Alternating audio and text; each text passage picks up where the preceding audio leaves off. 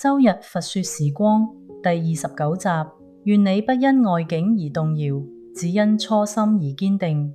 今日讓心靜下來，聽聽佛說的智慧。初心不改，萬事不懼；心若堅定，境自無礙。外境會變，但初心不動。人情冷暖，世事起伏，環境動盪，外境總在改變。但佛教提醒我哋，唔需要改變世界，只要守住初心。初心係你最初的願，最深的信，最真的心。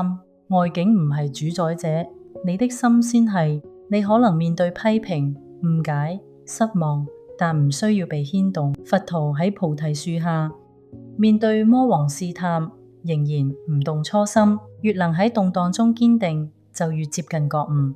願你唔因風而搖，唔因聲而亂，只因心而行。初心唔係脆弱，而係力量。初心可能係一個願望，一份慈悲，一個信念。佢唔係短暫激情，而係長久堅持。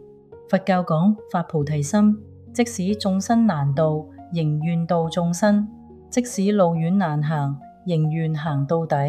願你唔忘來時路，唔改心中願，修初心堅定的方法。靜坐時，回想自己最初的願望，我為咩而開始？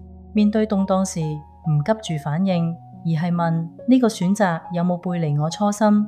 練習守願而行，唔因外境而改變方向，將初心寫下。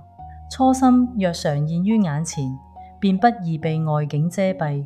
每一次守住初心，都係一次修行；每一次唔被動搖，都係一次覺醒。本周金句分享：願你初心不改，信念不搖，在人間路上堅定如初。